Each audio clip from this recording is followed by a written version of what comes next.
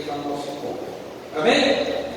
Aos Hebreus, capítulo 7, primeiro verso em diante, diz assim: porque este Melquisedeque, rei de Salém, sacerdote do Deus Altíssimo, foi ao encontro de Abraão quando este voltava da matança dos reis e o abençoou. Foi para ele que Abraão separou o dízimo de tudo. Primeiramente, o nome dele significa rei da justiça. Depois também é rei de Salém, ou seja, rei da paz. Sem pai, sem mãe, sem genealogia, ele não teve princípio de dias nem fim de existência. Mas feito semelhante ao Filho de Deus, permanece sacerdote para sempre. Vejam como era grande esse a quem Abraão, o patriarca, pagou o dízimo tirado dos melhores despojos. Ora, os que dentre os filhos de Levi recebem o sacerdócio, têm ordem, de acordo com a lei, de recolher os dízimos do povo, ou seja, dos seus irmãos, embora estes sejam descendentes de Abraão. Entretanto, aquele cuja genealogia não se inclui entre os filhos de Levi, recebeu dízimos de Abraão e abençoou aquele que havia recebido as promessas.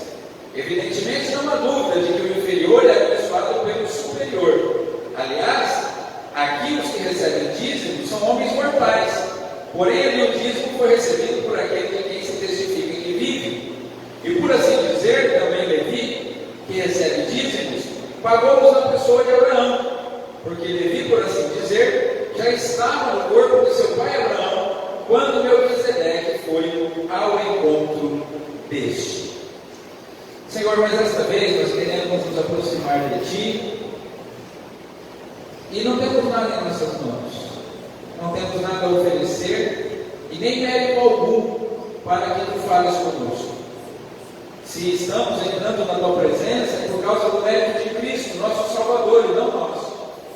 Porque sabemos que somos indignos, mas entramos com confiança na Tua presença, diante do Teu trono nessa noite, por causa daquilo que Tu fizeste por nós na cruz, através do Teu Filho Jesus Cristo, que nos abriu um caminho até a Tua presença. Por causa do mérito dele, nós adentramos a Tua presença e nos apresentamos diante de Ti.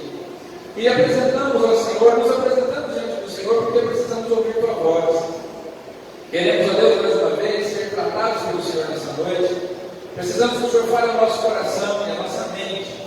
E não precisamos apenas ouvir, mas também precisamos compreender. E em compreendendo, Senhor, precisamos de poder suficiente para praticar a Tua palavra. Porque não queremos apenas ser ouvintes, mas praticantes dessa palavra que Tu falarás conosco nessa noite. Então, que a Tua graça e a Tua misericórdia sejam sobre nós. Capacita-nos, ó Deus. Em nome de Jesus oramos. Amém. Assenta-nos.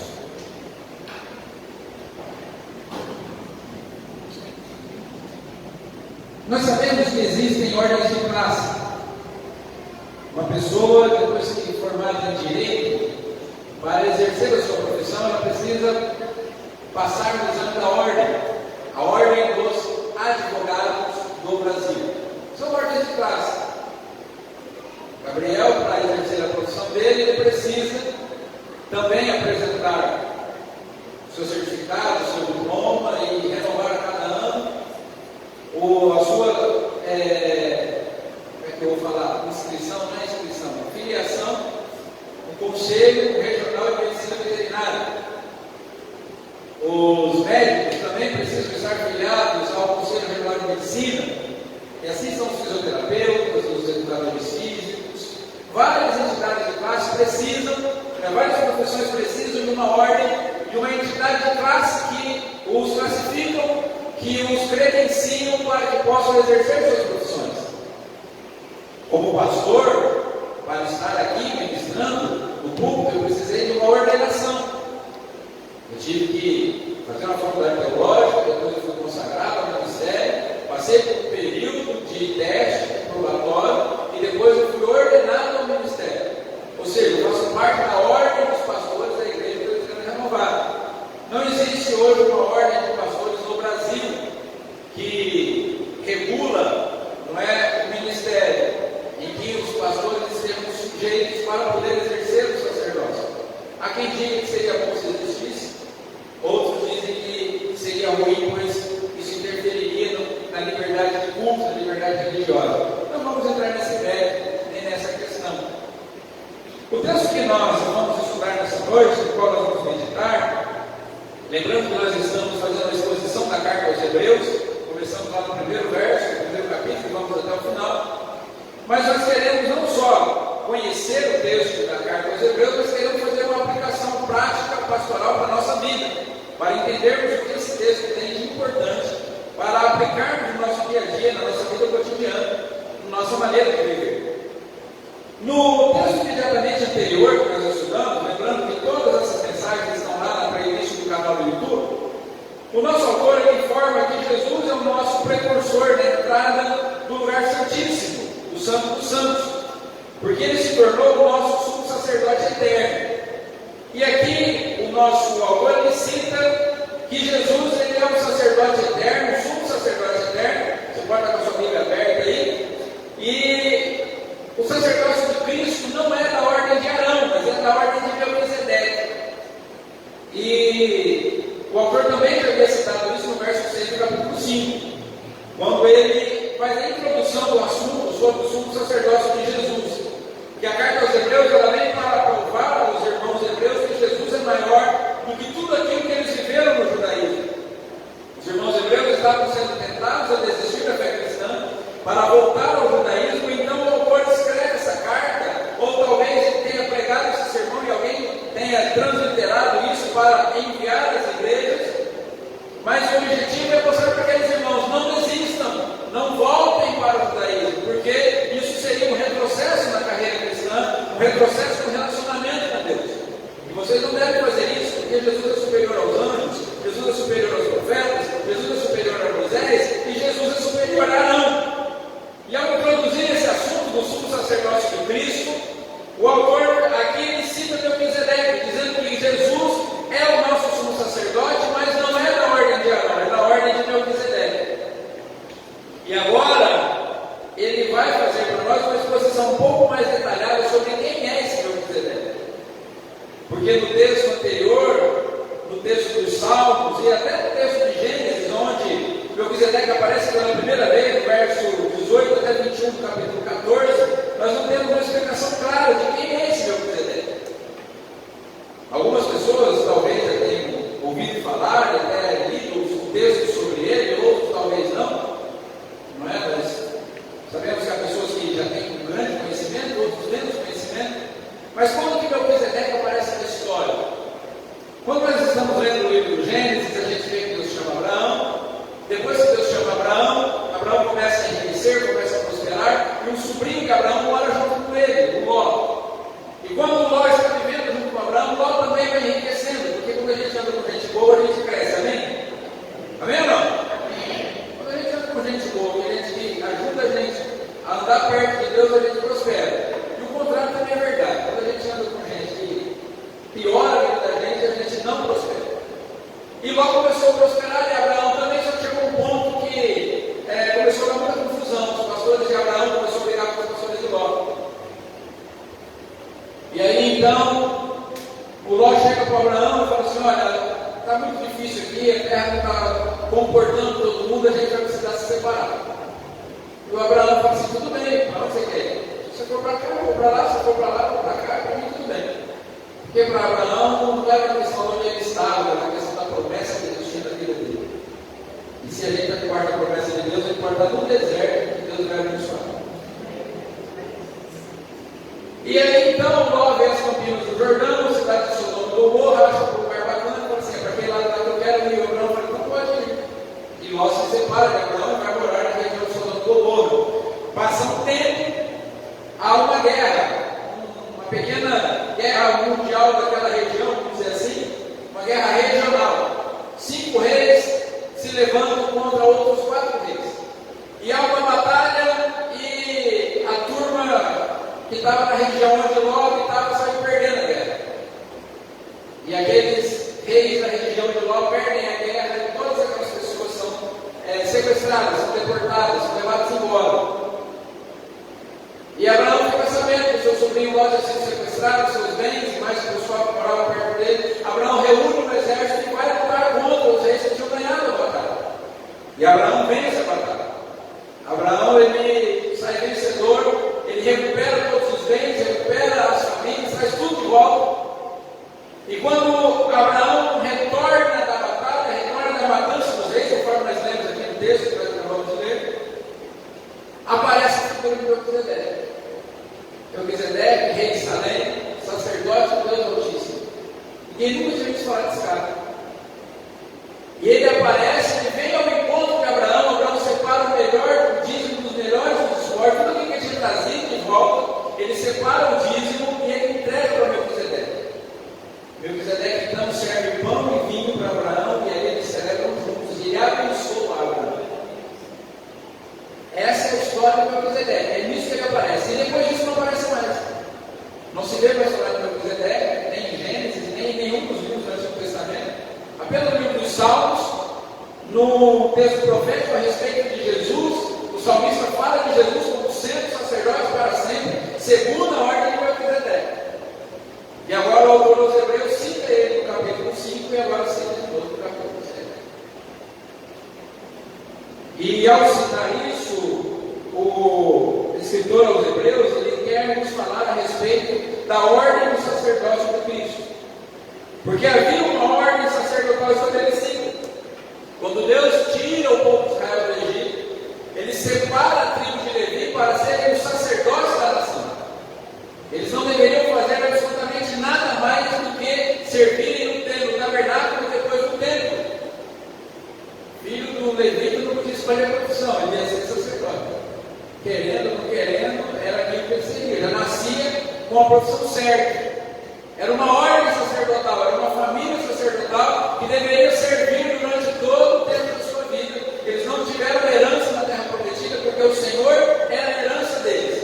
E eles deveriam servir. Serviram no tabernáculo durante o tempo do deserto, depois serviram no templo, depois no tempo de Jesus, mesmo os macabeus, aquele período interbíblico, tendo eliminado a nomeação da família de Arão para o sumo sacerdócio e instituído uma nova maneira de escolher o sumo sacerdote, ainda assim eram os levitas que ministravam e existia a ordem sacerdotal.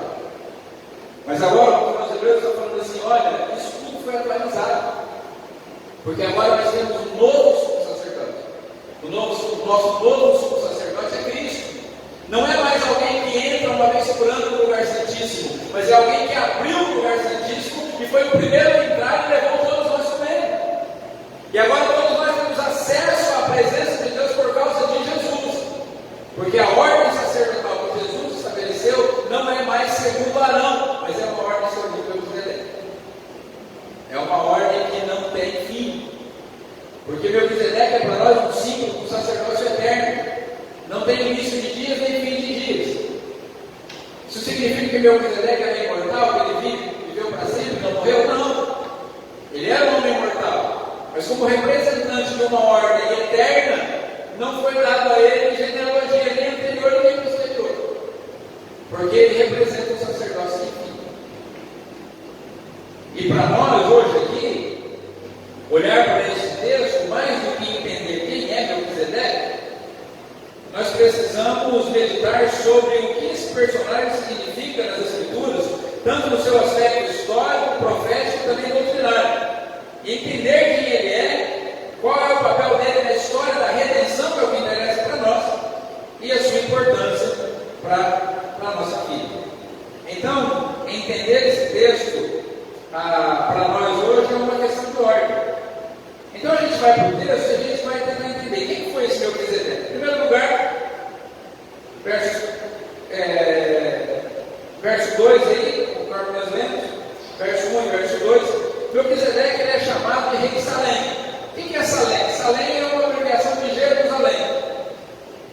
Jerusalém significa casa da paz. E Melquisedeque era o rei de Salém, era o rei da paz. E também é o rei da justiça, porque o nome dele, que é uma junção de duas palavras hebraicas, Melech e Sedeque, significa rei da justiça. Então Melquisedeque ele é o rei da justiça e ele é o rei da paz.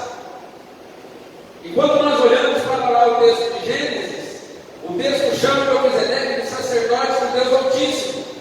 Aquele que, sendo maior, ele vai ao encontro do menor. Melquisedeque era o sacerdote do Deus Altíssimo, mas quando Abraão volta da vitória, ele se apresenta a Abraão. Ele vai ao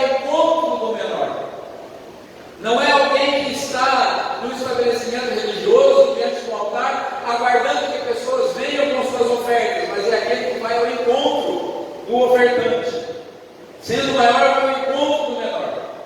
Ele é aquele que tem autoridade para receber os dízimos, conforme Gênesis 14, 20, e os versos 1, 4, 6, 8, 9 e 10 que nós lemos aqui. E também é aquele que abençoa, conforme Gênesis 14, versos 19 e 20, e também o verso 1 que nós lemos aqui. Então, Melquisedeque é o rei da justiça, Melquisedeque é rei de paz, é sacerdote de Deus Altíssimo, é o que vai em encontro daquele que carece da bênção de Deus, tem autoridade para receber dízimos e é aquele que abençoa. O fato de Melquisedeque ser rei e sacerdote, ele só pode ser comparado a Jesus Cristo nas Escrituras, porque o tribunal e o altar sempre foram separados durante toda a história bíblica. O rei exercia a autoridade civil, ele era aquele que presidia o tribunal, era aquele que cuidava da vida comum do povo, e o sacerdote é aquele que fazia a mediação entre Deus e o povo. Uma coisa não podia se misturar com a outra. Quando nós lemos a história do rei Josias, por exemplo, Uzias. Quando nós lemos a história do rei Uzias, nós lemos a confusão que ele causou por causa disso. Uzias foi um rei extraordinário. Um rei que, quando morreu, trouxe tristeza à nação. Quando a gente lê o capítulo 6 do livro do profeta Isaías, nós vemos Isaías triste no tempo no ano da morte do rei Uzias. E é o momento em que Deus se revela ao profeta. Uzias foi um grande rei, um grande mentor, um grande líder militar. Ele governou a nação de Israel de forma extraordinária, mas em um determinado dia, ele começou a se achar demais. E ele pegou o incensário e quis entrar no templo para oferecer incenso na presença de Deus. E o sacerdote dizendo assim: o senhor é rei, tem que saber o seu lugar, aqui você não pode entrar. E ele teimou e entrou. E diz a palavra do Senhor que quando ele entrou no templo com o incensário para oferecer incenso, ele ficou leproso na hora. Imediatamente ele teve que sair do templo, ele mesmo saiu do templo, porque leproso, a pessoa leprosa estava praticamente condenada, passou a viver de uma casa separada o resto dos seus dias, porque ele quis juntar o altar e o tribunal, ele quis ser sacerdote e rei ao mesmo tempo, e isso não era permitido a ninguém mais, a não ser aquele que viria um dia para ser o rei perfeito, o rei da justiça, o rei da paz e o sumo sacerdote, Jesus Cristo nosso Senhor. E a única figura que nós temos na Escritura comparada a Jesus Cristo é esse Melquisedeque. Ele é o representante da ordem de Jesus, sacerdote e rei ao mesmo tempo, aquele que reina, que julga, mas também abençoa, recebe dízimos, é aquele que recebe a adoração do povo e encaminha para o Senhor. Por que Melquisedeque foi grande? Porque em que consistia essa grandeza de Melquisedeque? Em primeiro lugar, a grandeza de Melquisedeque, ela é reconhecida no reconhecimento de Abraão em entregar os dízimos dos melhores despojos. Havia muitos reis, Abraão tinha acabado de vencer 5 reis, ou 4, que é a batalha de 4 reis contra 5, nunca sei direito quem estava do lado e quem estava do outro. Mas era 5 contra 4, se Abraão não venceu 4, foi 5. Mas eu acho que foi 5 que Abraão venceu. Outros reis existiam, mas esse rei era diferente. Outros reis reinavam naquela época sobre toda aquela região, mas tinha algo de extraordinário nesse rei. E Abraão reconhece esse homem, Melquisedeque, como sendo alguém diferente, como sendo o rei da paz, como sendo o rei da justiça. E quando ele vem para abençoar Abraão, Abraão separa o dízimo de todos os despojos e entrega para Melquisedeque. Entrega para ele. Só fazendo um comentário a respeito de dízimos. Dízimos não é algo da lei de Moisés. Dízimos é muito anterior à lei. É uma prática que já existia muito antes da lei de Moisés, muito antes de Abraão. Em muitos outros ambientes. Então a gente fala assim: eu não sou dizimista porque dízimo não é da lei, a lei já passou. Não, não é da lei. Dízimo é anterior à lei. E Melquisedeque entregou, e Abraão entregou o dízimo a Melquisedeque. Melquisedeque era quem? Sacerdote de Deus Altíssimo, representante de Deus. Para quem nós entregamos o dízimo? Para Deus. Nós não entregamos para o pastor, não entregamos para a igreja, não entregamos para a instituição, nós entregamos para o Senhor. A igreja é o corpo de Cristo. É na igreja que os dízimos são entregues. Para o Senhor. O pastor não recebe dízimo, o pastor recebe salário. A igreja que tem o pastor contratado porque o dízimo é para o Senhor. Amém? Fecha parênteses esse assunto do dízimo, porque não é disso que nós vamos tratar hoje. Embora seja importante. Então Abraão reconhece a grandeza de Melquisedeque e entrega a ele esse dízimo. A autoridade dele é reconhecida. E Melquisedeque é grande também porque a ordem temporal que Melquisedeque exerceu é uma ordem eterna. Ou seja, toda a ordem temporal que existe, toda a ordem sacerdotal temporal que foi exercida ao longo do tempo, ela estava eternamente submetida à ordem de Melquisedeque, porque os versos 5 ao verso 10 que nós lemos aí, fala exatamente sobre isso. Porque se existia a ordem arônica, a ordem levita dos sacerdotes da época do Antigo Testamento, essa ordem ela estava sujeita à ordem de Melquisedeque. Por quê? Porque Abraão, que era o representante dessa ordem terrena, dessa ordem temporal, esteve diante desse Melquisedeque, representante dessa ordem eterna, e entregou dízimos a ele, e submeteu a ele, foi abençoado por ele. Então, assim, todos os sacerdotes, Arão, os filhos de Arão, os que vieram depois dele, já estavam no corpo de Abraão, cumprindo a palavra, quando esse vai até Melquisedeque, ele entrega o dízimo. Ou seja, a ordem temporal, ela está sujeita à ordem que não é temporal, uma ordem eterna, um sacerdócio eterno. O comentarista Champlin, ele escreve da seguinte forma: os macabeus, ao descontinuarem o sacerdócio arônico, eles justificaram sua ação, chamando-se a si mesmo de sacerdote do Deus Altíssimo, segundo a dignidade sacerdotal de Melquisedeque. Era uma presunção e uma falsa representação.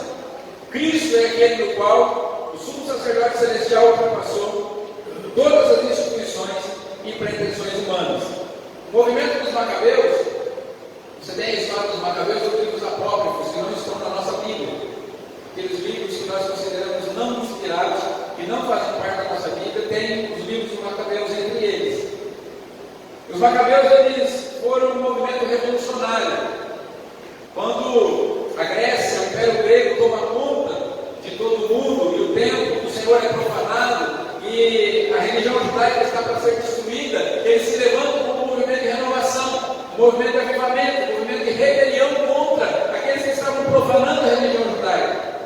Travam batalhas sangrentas, lutas ferrenhas, e não permitem que a fé deles se perca, mas eles cometem alguns erros. E um dos erros foi destituir o sacerdócio arônico e nomear a si mesmo como uma nova ordem, segundo a ordem de Melquisedeque.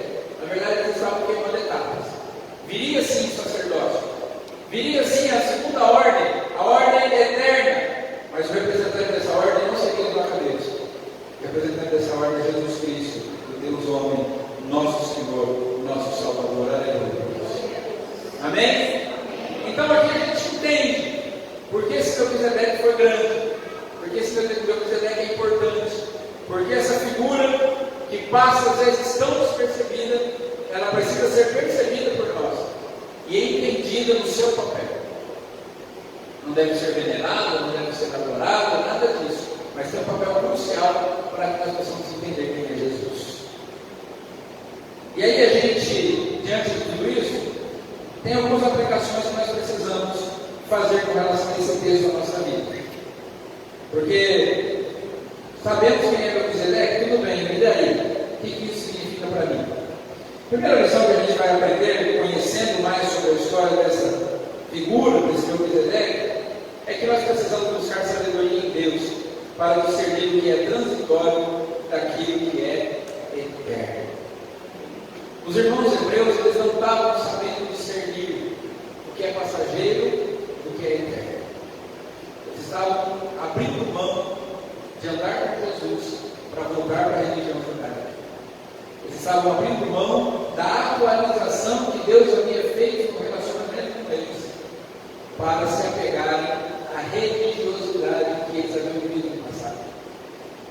Eles não iam desviar da fé, eles não iam apostatar, não iam se tornar idólatras, não iam fazer nada de, vamos dizer assim, errado com relação a Deus.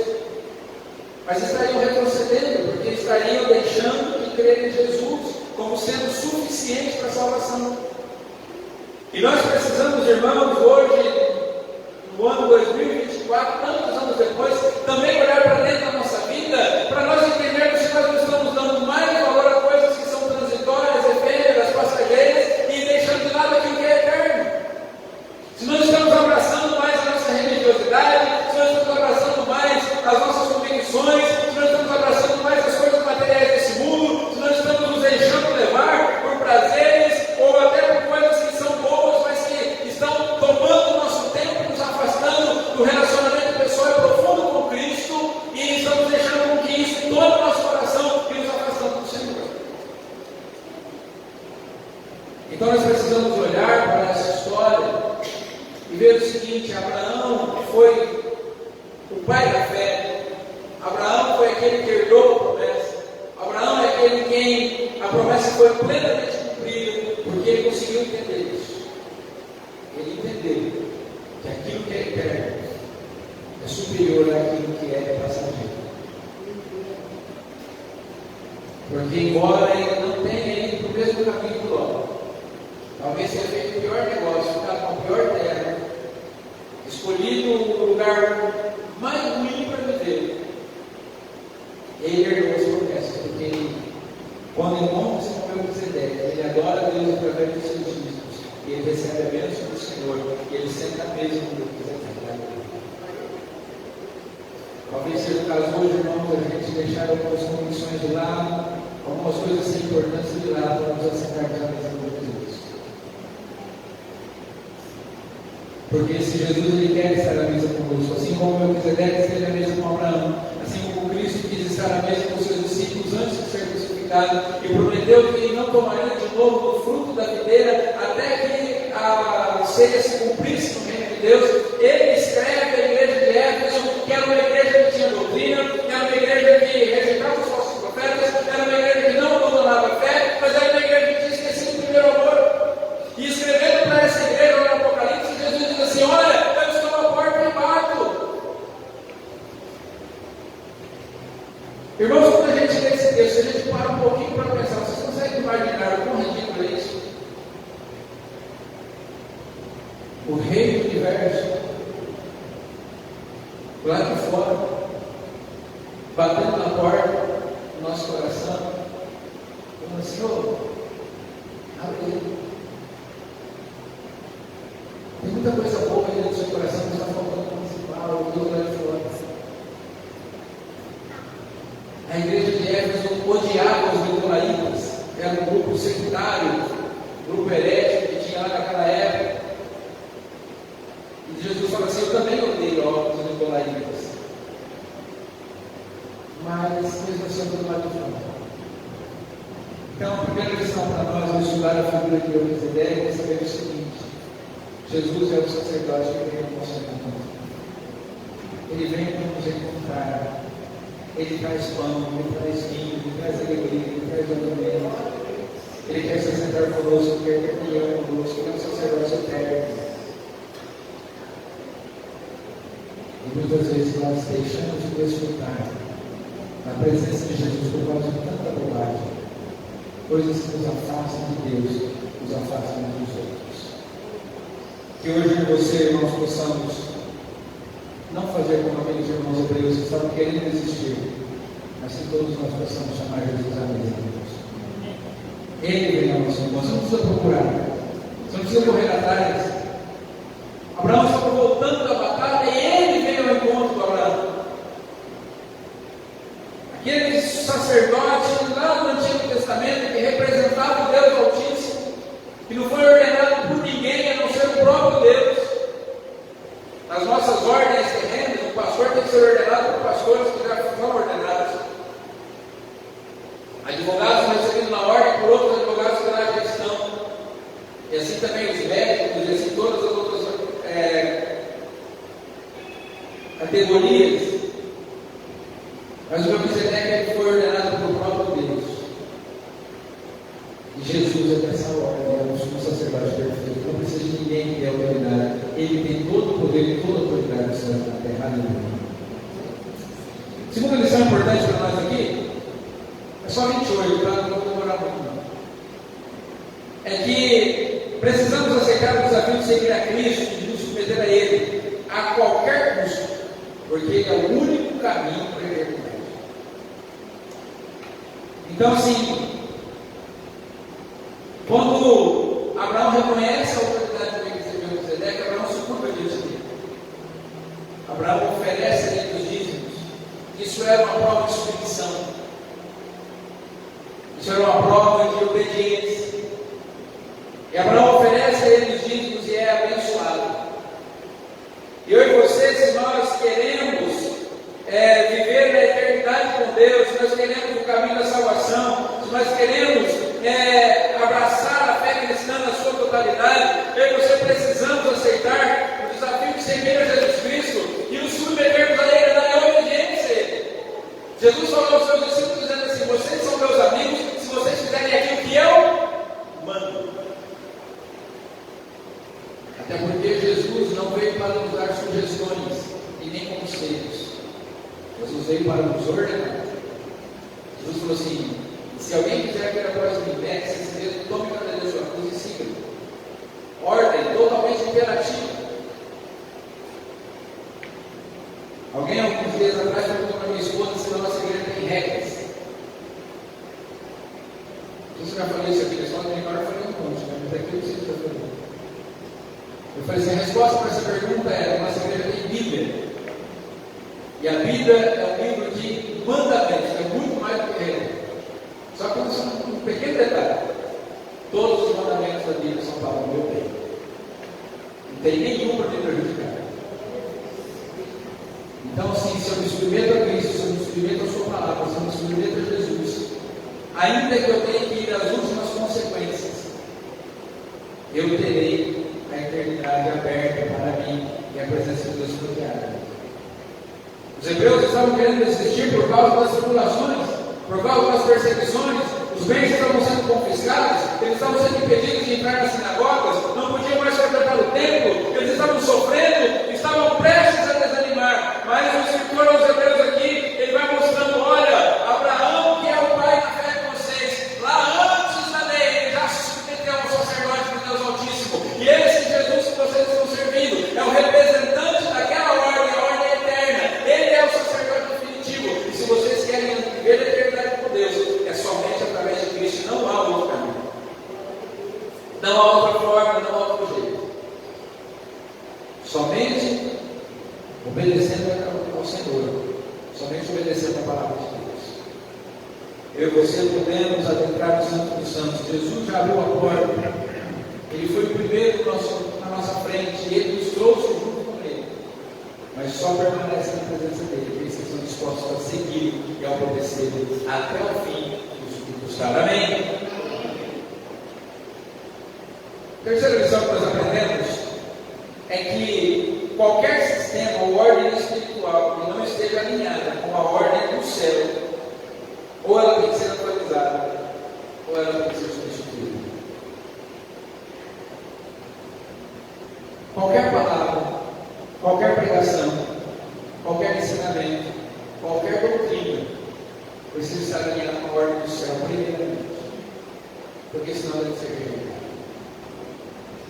Alguém disse que qualquer ensinamento que não esteja em conformidade com as Escrituras deve ser rejeitado, ainda que faça chover milagres todos os dias.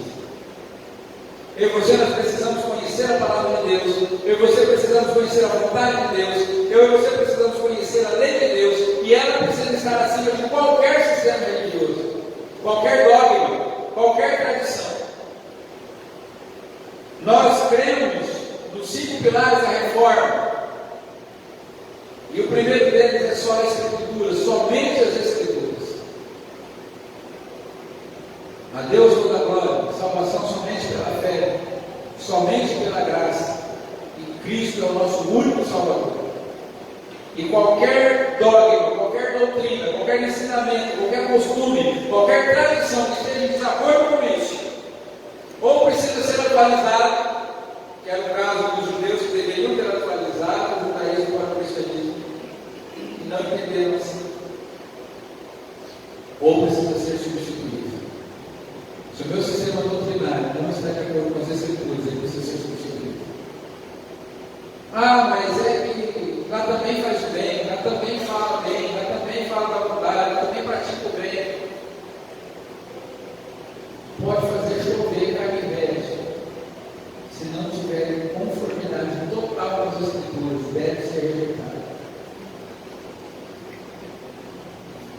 Quase todas, se não todas as heresias foram tiradas dentro da Bíblia. Nós precisamos estar atentos. Tem muita coisa aí maquiada de evangelho não tem nada. Tem muita religião aí que as pessoas estão seguindo, estão acumulando adeptos todos os dias, porque fala bonito, porque fala bem, porque praticam boas obras. Se a fé não for a fé cristã, genuína, verdadeira, bíblica, deve ser rejeitada. Porque somente Jesus Cristo é o caminho, a verdade e a vida. Ninguém vai ao Pai senão por Ele. Tem um monte de gente fazendo caridade, praticando bem, estudando muito, se dedicando, e no final estarão perdidos. Porque não creem no verdadeiro Filho de Deus. Dentro de muitas igrejas nossas que eu digo dos evangélicos brasileiros, estão caminhando para a perdição, porque estão seguindo um sistema que não tem nada a ver com o Evangelho de Jesus. A salvação é para aquele que é o representante da ordem eterna. Jesus Cristo, nosso Salvador, nosso sumo sacerdote eterno, nosso Rei da paz, nosso Rei da justiça, o nosso sacerdote perfeito. Ele também é outras coisas, mas isso nós veremos nas nossas próximas reflexões. Mas até aqui nós precisamos saber que é o único mediador entre Deus e os homens, é Jesus. Não há outro caminho. Por isso eu quero concluir nessa noite dizendo o seguinte: os crentes hebreus estavam sendo tentados a deixar o sacerdócio eterno de Cristo para voltarem a se submeter ao sacerdócio e ao ministério dos sacerdotes mortais. Aqueles sacerdotes eram mortais e transitórios. E hoje, ainda hoje, aqueles que também deixam de seguir a Jesus para se submeterem a doutrinas de homens e às coisas desse mundo, aqueles que desprezam a obra eterna do Senhor em troca de algo que está condenado a se desfazer com o tempo, cometem uma completa insensatez, ainda que o busco apagar pareça algo. Pastor, o evangelho é muito caro, não dá. Quando a gente ouve o evangelho, as pessoas dizem que a salvação é de graça. Exatamente, a salvação é de graça. Não há nada que você possa fazer para pagar a salvação. A salvação é totalmente de graça e pela graça. Mas uma vez salvo, andar com Jesus custa tudo que você tem. Absolutamente tudo. A casa, a família, os bens, os filhos, os pais, os gostos, os desejos, tudo tem que ser colocado na presença do Senhor. Tudo tem que ser entregue. E aqueles que abrem mão de entregar tudo a Jesus para desfrutar de coisas transitórias, ainda que boas, e colocam essas coisas acima de Cristo, estarão eternamente perdidos. Essa palavra nos desafia a duas coisas nessa noite. Primeiro, a refletirmos sobre que ordem nós servimos hoje. Que tipo de ordem nós estamos servindo? É a ordem de Cristo, a ordem eterna, ou a ordem desse mundo? Nós estamos submetidos ao Rei dos Reis, Senhor dos Senhores, ou ao Príncipe das Trevas desse século? É uma questão de ordem. Nós precisamos decidir que ordem nós queremos servir e a que ordem nós queremos pertencer. Aqui ou onde quer que você nos acompanhe, se você quiser entregar sua vida a Cristo hoje, faça isso. Abandone o mundo, abandone o pecado. Confesse Jesus como seu único e suficiente Salvador. Abra a mão da religião e da religiosidade, porque isso só afasta as pessoas de Deus.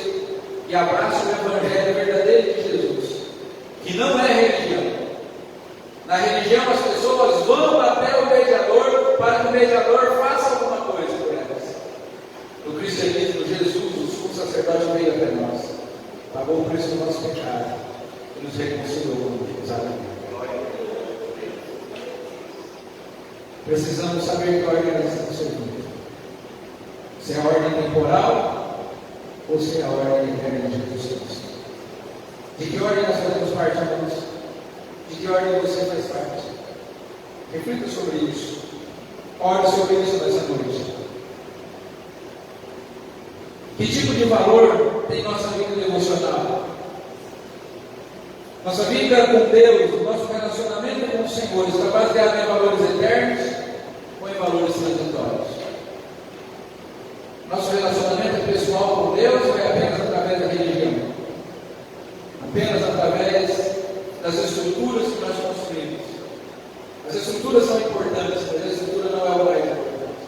O mais importante é o nosso relacionamento com o Senhor. Então não é porque a gente frequenta aqui todo domingo, senta nesses bancos, canta os cânticos, que nós temos relacionamento com Deus. Isso é uma demonstração do nosso relacionamento com Deus, mas isso se dá mais no nosso coração. E nós precisamos desejar mais aquilo que é eterno e menos aquilo que é passageiro. Então, nosso relacionamento com o Senhor está baseado em quê? Em valores eternos ou transitórios? São essas perguntas que nós precisamos responder diante desse texto. Conhecer esse Melquisedeque é importante. Saber quem ele foi é importante. É importante para nós hoje, não só por conhecimento histórico, mas para avaliarmos que tipo de relacionamento temos com o Senhor. Vamos orar? Vamos ficar em pé. Reflita um pouco, medite um pouco o que foi dito, o que foi pregado. Essa palavra veio ao nosso encontro hoje porque o Cristo, assim como o Melquisedeque, ele quer vir ao nosso encontro nessa noite. Ele quer nos encontrar. Mas nós não podemos nos apresentar diante dele de mãos vazias. Nós precisamos entregar alguma coisa. Abraão trouxe da sua vitória o melhor, do melhor que ele conquistou. Ele trouxe o dízimo e entregou para Melquisedeque, que se sentou à mesa. O Senhor quer se sentar à mesa conosco nessa noite. Tem pão e vinho para ser servido a cada um de nós. O pão é o corpo dele que foi rasgado naquela cruz por causa dos nossos pecados. O vinho é o sangue derramado para a remissão, para a nossa justificação. Para que pudéssemos ter um relacionamento eterno, profundo, intenso, verdadeiro. E é isso que ele deseja conosco, é isso que ele quer conosco. Ele quer que estejamos na sua presença para desfrutar da sua graça. E não só hoje, não só por uma semana, nem uma década, mas por toda a eternidade. Se você não tem desfrutado disso, olha o Senhor nessa noite e diz: Senhor, estou na ordem errada. Eu estou buscando a ordem errada, estou servindo a ordem errada. Eu quero agora ser ordenado outra vez. Eu quero ir para essa ordem, a ordem eterna. A ordem que foi estabelecida lá no Gênesis por Melquisedeque. Foi citada pelo salmista, foi citada pelo escritor aos Hebreus. Foi concluída, foi cumprida, foi estabelecida em Cristo. É nessa ordem que eu quero estar. Constantemente diante do altar, na adoração. Constantemente na sua presença, ouvindo sua voz, escutando a sua graça, o teu amor. Ainda que seja difícil, eu não quero voltar atrás, eu não quero retroceder, eu quero avançar, eu quero ser melhor. Aleluia, olha, Senhor. Se você precisa de um renovo, se você precisa de uma atualização espiritual, se está difícil caminhar e você quer ter mais fome de Deus, mais alegria em servir ao Senhor, mais paixão pela palavra, mais desejo de orar, mais desejo de buscar a presença do Senhor, mais fome do Espírito Santo, olha ao Senhor.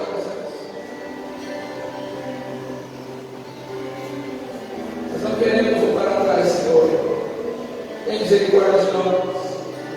Não queremos retroceder, não queremos desanimar, queremos fazer parte desse sacerdócio vivo, aleluia. Aleluia.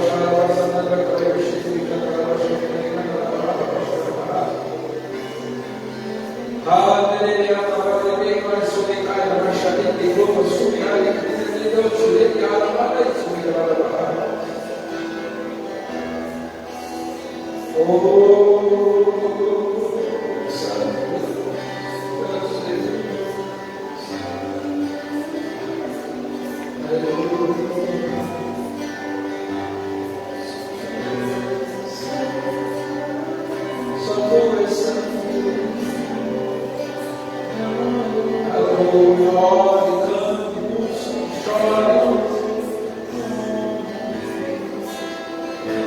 que o Espírito Santo renove o teu coração nessa noite. Se você está entregando sua vida a Jesus, ou algum dia vai assistir essa mensagem, vai entregar sua vida a Cristo, faça isso agora, entregue seu Senhor, confesse seu pecado, peça, clame por misericórdia.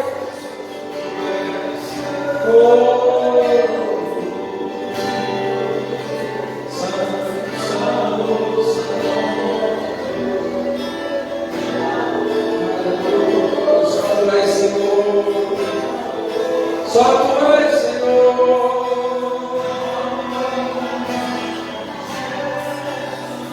Aleluia.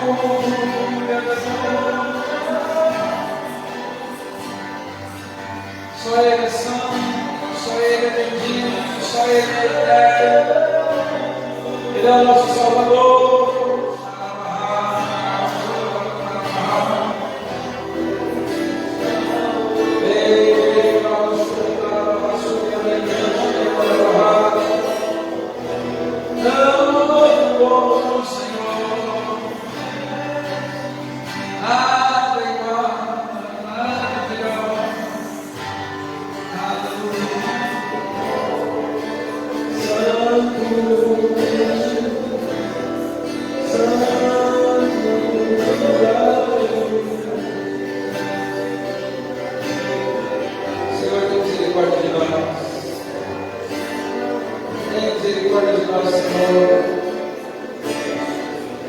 Louvamos a Deus por esse sacerdócio eterno que foi aberto para nós. Te louvamos porque Tu vieres ao nosso encontro, vieres se ministrar sobre nós na pessoa de Jesus Cristo, nosso Salvador. Ofereceu o sacrifício perfeito por causa do nosso pecado, derramou o sangue para a nossa justificação, pagou o preço da nossa condenação e estabeleceu o sacerdócio eterno que não terá fim, e nos ordenou todos nós, reis e sacerdotes, para a glória do Senhor. Nós não estamos mais sujeitos, ó Deus amado, à ordem antiga, nós estamos sujeitos mais aos preceitos religiosos, mas agora temos acesso ao trono da graça, ao trono do céu, porque fazemos parte dessa ordem eterna, desse sacerdócio eterno. Ó Deus, em nome de Jesus, ajuda-nos a cada dia, Senhor, a nos livrar de tudo aquilo que é passageiro, que é efêmero. Ajuda-nos, ó Senhor, a não colocar a nossa fé, a nossa confiança nas coisas que nós podemos ver e apalpar, para confiarmos somente em Ti, Senhor. Tira do nosso coração toda a presunção, todo orgulho, como já foi dito hoje no início desse culto, Pai. Senhor, nos dê a fé de Abraão, a fé verdadeira, para que possamos ser também chamados amigos do Senhor, para que também possamos viver em obediência, submissão à tua autoridade, que é a autoridade que está acima de qualquer outra autoridade.